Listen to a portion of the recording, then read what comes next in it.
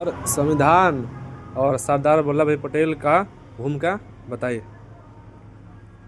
देखिए, जब यह प्रश्न आता है कि संविधान और फिर संविधान के बाद में सरदार वल्लभ भाई पटेल की भूमिका की जब चर्चा होती है तो हम पाते हैं कि संविधान हमारा बना, यह अंग्रेज़ों के कैबिनेट मिशन के सुझाव के आधार पर संविधान बना।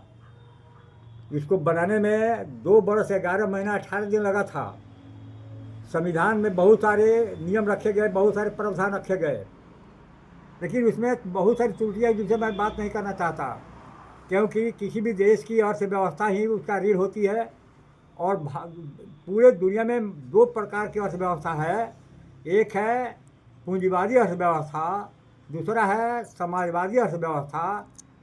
लेकिन भारत के नेताओं ने दोनों को तोड़ करके एक मिश्रित अर्थव्यवस्था को यहाँ पर लगाया था, जो संविधान के अनुसार यह मिश्रित अर्थव्यवस्था हमारे यहाँ है। लेकिन जहाँ सरदार वल्लभ भाई पटेल की बात जब आती है तो अंग्रेज़ों ने क्या किया, लॉर्ड माउंटबेटन ने एक नीति बनाई, द्वैध राष्ट्र सिद्धांत को लागू किया। यानी पाकिस्तान और हिंदुस्तान नाम से 2 राष्ट्र बने और दोनों आज़ाद हुए। 14 अगस्त को पाकिस्तान की आज़ादी मानी जाती है और 15 अगस्त को भारत की आज़ादी मानी जाती है। लेकिन सवाल खड़ा होता है कि कितना भी बड़ा संविधान बना, भारत का संविधान दुनिया का सबसे बड़ा संविधान है। कितना भी बड़ा संविधान बना, लेकिन यह लागू किस पर होता? जो लॉर्ड माउंटबेटन ने नीति अपनाई, उस नीति में क्या कहा कि जो देशी रियासत हैं, वे देशी रियासत या तो भारत में विलय कर सकते हैं अथवा वे पाकिस्तान में विलय कर सकते हैं, और नहीं तो स्वतंत्र राष्ट्र बना सकते हैं। और यह उनकी नीति भारत को 2 खंडों में बांटने के साथ साथ कई खंडों में बांटने की नीति थी। आज भारत और पाकिस्तान ही नाम का देश है, लेकिन लॉर्ड माउंटबेटन की नीति से अगर यह भारत बनता और सरदार वल्लभ भाई पटेल लौह पुरुष नहीं होते तो हमारे देश में इस संविधान का कोई औचित्य नहीं था। यह संविधान बन करके तैयार होता रहता, लेकिन लागू किस पर होता? वह जौनपुर के जो नवाब थे उनके देश पर लागू होता, कि वह स्वतंत्र भारत के ऊपर लागू होता, या वे ग्वालियर के राजा, जम्मू कश्मीर के राजा, या आजमगढ़ आपको जो है जूनागढ़ का राजा, हैदराबाद का निज़ाम, ये सारे अलग अलग राष्ट्र बनाने के चक्कर में थे। तो क्या होता, यह संविधान किस पर लागू होता? एक उदाहरण मैं आपको बताना चाहता हूँ कि दुनिया में बच्चों को पढ़ाया जाता है कि पूरे दुनिया में 7 महादेश हैं, लेकिन जिसकी 6 महादेश का ही किया जाता है। एक महादेश जिसको अंटार्कटिक महादेश कहा जाता है, उस महादेश में एक भी व्यक्ति नहीं है।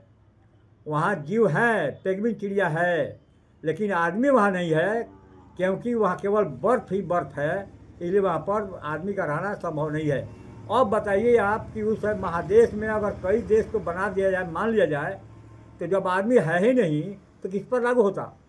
वहाँ का संविधान किस पर लागू होगा जब वहाँ पर कोई आदमी है ही नहीं? उसी तरह से यहाँ पर जो अंग्रेज़ों ने जो नीति अपनाई, उस नीति में संविधान बनाने के बावजूद भी उस संविधान का कोई औचित्य नहीं होता अगर सरदार वल्लभ भाई पटेल नहीं होते।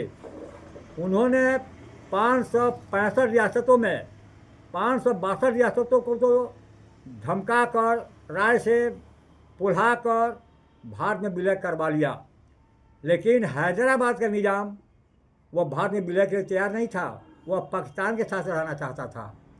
जूनागढ़ का नवाब वह पाकिस्तान के साथ रहना चाहता था। सिक्किम का राजा वह अपना स्वतंत्र राष्ट्र बनाकर रखना चाहता था। जम्मू कश्मीर का राजा हरि सिंह अपना स्वतंत्र राष्ट्र बनाकर रखना चाहते थे। तो इस भारत के संविधान के निर्माण के बाद भी इस संविधान का क्या होता जब हमारा देश कई खंडों में बढ़ गया होता? आज हमको अगर पाकिस्तान जाना है तो वीज़ा चाहिए, पासपोर्ट चाहिए। अगर उस समय की नीति को लागू किया गया होता, इस देश में कई देश हो जाते और सबके लिए अलग अलग वीज़ा और अलग अलग पासपोर्ट की आवश्यकता पड़ती, जिस काम को सरदार वल्लभ भाई पटेल ने नहीं होने दिया। इसलिए सबसे महान अगर कोई है तो सरदार वल्लभ भाई पटेल की भूमिका है, जिसने इस देश को खंडित होने से बचाया और संविधान को एक राष्ट्र के रूप में लागू करने के लिए अवसर दिया। ये है सरदार वल्लभ भाई पटेल की भूमिका, जो संविधान बनने के बावजूद भी उसका कोई मान्य नहीं रहता। एक छोटे से देश में वह लागू होकर रह जाता, लेकिन उनके चलते जो राजाओं की भूमिका थी उसको उन्होंने भारत में विलय करवाया, कहीं शक्ति से कहीं राय से, और हमारा भारत पाकिस्तान को छोड़ करके एक अछूत राष्ट्र बना, जिस पर हमारा संविधान लागू हुआ और संविधान आज हमारा चलता है। अब उसमें क्या है मैं उस पर नहीं बताना चाहता, लेकिन यही है कि सरदार वल्लभ भाई पटेल की भूमिका सराहनीय, अति सराहनीय और अति महत्वपूर्ण था।